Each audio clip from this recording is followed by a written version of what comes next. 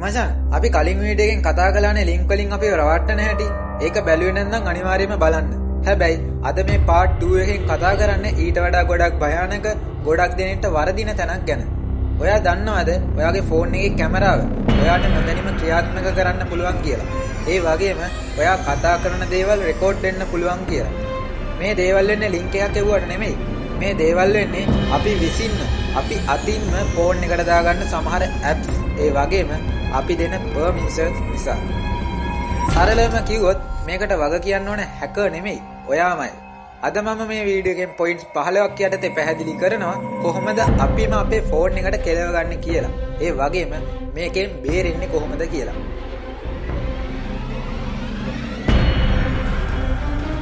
අංක 1 ලංකාවේ වැඩිපුරම වෙන දේ malicious APK files.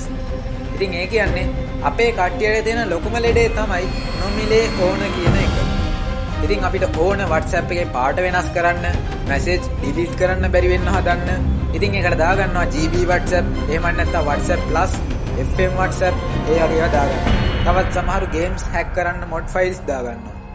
තවත් සමහරු Netflix එකේ සල්ලි ගෙවන්නේ නැතුව බලන්න apps දාගන්නවා. ඉතින් මේවා ගන්නෙ කොහෙන්ද? Play Store එකෙන් නෙමෙයිනේ. එක්ක Telegram group වලින් හරි නැත්නම් අතහැරලා දාපු website වලින් හරි. මචං පොඩ්ඩක් මොලෙන් හිතන්න කෝටි ගණන් වියදම් කරලා හදන app එකක් කවුරු හරි කෙනෙක් ඔයාලට නිකන් දෙන්නේ ඇයි? ඉතින් එයා ඔයාගේ නෑදෑයෙක්ද? නෑනේ. එයා කරන්නේ ඒ app එකේ original code එක වෙනස් කරලා ඒක ඇතුළට පොඩි ඔත්තු බලන කෑල්ලක් ඔබන එක. spyware එකක් ඔබන එක. ඉතින් ඔයා මේ APK එක install කරලා open කරපු ගමන් අර virus එක ඔයාගේ phone එකේ background එකේ වැඩ කරන්න පටන් ගන්නවා. ඊට පස්සේ ඔයාගේ SMS, contacts, photos, බැංකු OTP පවා එයාට යන්න හැකියාවක් තියෙනවා. විශේෂයෙන්ම කියන්න ඕන Play Store එකෙන් හරි App Store එකෙන් හරි පිට ගිහිල්ලා ඔයා phone එකට app එකක් දාගන්නවා නම් අද ඉඳන්වත් ඒක ගැන පොඩ්ඩක් දෙවරක් හිතලා බලන්න. ඒක හරියට වහ බෝතලයක් ගෙදර ගෙනාවා වගේ වැඩක්. දෙවැනි කාරණාව over permissions. ඔයා app එකක් දැම්මම එන message කියවන්නේ නැහැ නේද? ඇස් වහගෙන හැම permission එකක්ම hello ගහගෙන යනවා. ඉතින් මේක තමයි තියෙන ලොකුම මෝඩකම. නිකමට හිතන්න ඔයා flashlight app එකක් දාගන්නවා කියලා. ඉතින් මේ app එකෙන් ඔයාගේ contacts සහ location ඉල්ලනවා.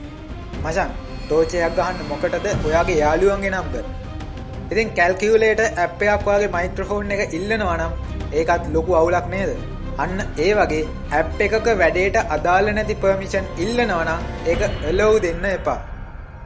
සමහර apps තියෙනවා accessibility permissions ඉල්ලනවා. ඉතින් මේක දුන්නොත් ඒ app එකට පුළුවන් ඔයාගේ screen එකේ ඔයා touch කරන තැන් පවා බලන්න. ඒ කියන්නේ ඔයා password ගහනකොට ඒක record කරගන්න පුළුවන් කියලා. අදම ගිහිල්ලා settings වල privacy වල permission manager එකට ගිහින් බලන්න කැමරාව සහ mic එක පාවිච්චි කරන apps මොනවද කියලා. ඉතින් එතන වැඩක් නැති apps තියෙනවා නම් ඒවා කෙලින්ම disable කරලා දාන්න. තුන්වෙනි දේ public wifi attacks. ඉතින් අපේ අයට data ටිකක් ඉතුරු කරගන්න පුළුවන් නම් ඕනම දෙයක්. පාක් එකේ, කෝච්චියේ, කඩේක free wifi දැක්කම පැනලා connect වෙනවා. ඉතින් මේක හරිම භයානකයි. ඕනම කෙනෙක්ට පුළුවන් free wifi කියලා නම දාලා hotspot එකක් on කරලා තියන්න. ඔයා ඒකට connect වුණාට පස්සේ ඔයා phone එකේ කරන හැම දෙම එයාට පේනවා. ඔයා Facebook ගියොත් password එක පවා පේන්න පුළුවන්. ඒ නිසා විශ්වාසය නැති wifi වලට connect වෙලා බැංකු වැඩ, password ගහන වැඩ කරන්න යන්න එපා. හරි. තව පොඩි ඒත් වැදගත් කාරණා ටිකක් මම දැන් කියන්නම්. Cloud and backup risks.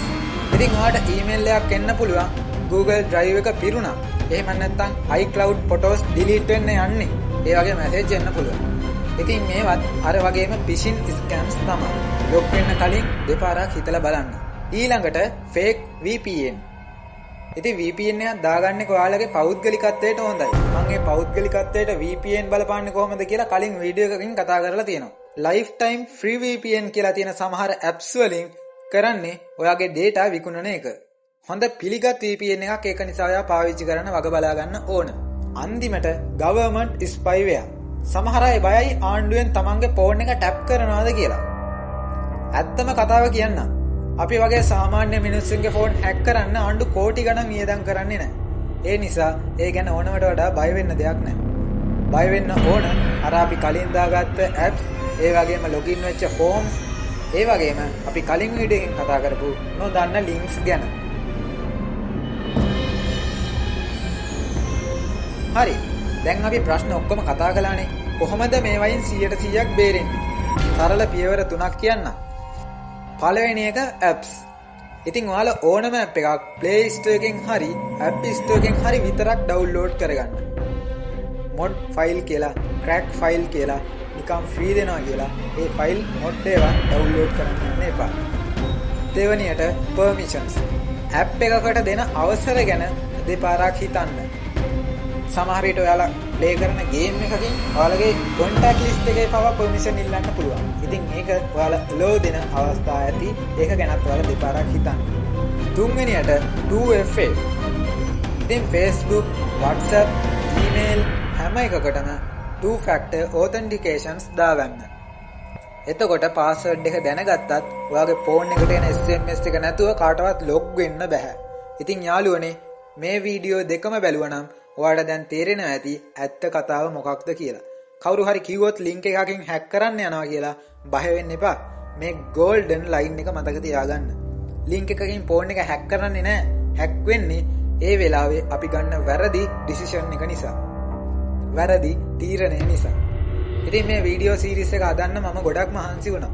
මොකද මට ඕන වුණා ලංකාවේ අපේ කට්ටිය මේ බොරු බයවල් වලින් සහ ඇත්ත අනුතුරු වලින් වෙන් කරලා බේරගන්න. ඔයා මේ වීඩියෝ දෙකෙන් යමක් ඉගෙන ගත්තා නම් ඒක මට ලොකු සතුටක්. මේක බලලා නිකන් ඉන්න එපා. ඔයාගේ යාළුවෙන්ට, ගෙදර අයට ෂෙයා කරන්න. මොකද නොදන්නකම නිසා ගොඩක් අයට වරදිනවා. තාමත් අපේ channel එක subscribe කරලා නැත්නම් දැන්ම පල්ලෙහා තියෙන subscribe button එක click කරන්න. bell icon එකත් එහෙමම ඔබාගෙන යන්න. එතකොට මේ වගේ වටින ඇඟට දැනෙන tech videos දිගටම බලන්න පුළුවන්. ප්‍රශ්න තියෙනවා නම් පල්ලෙහා comment කරන්න.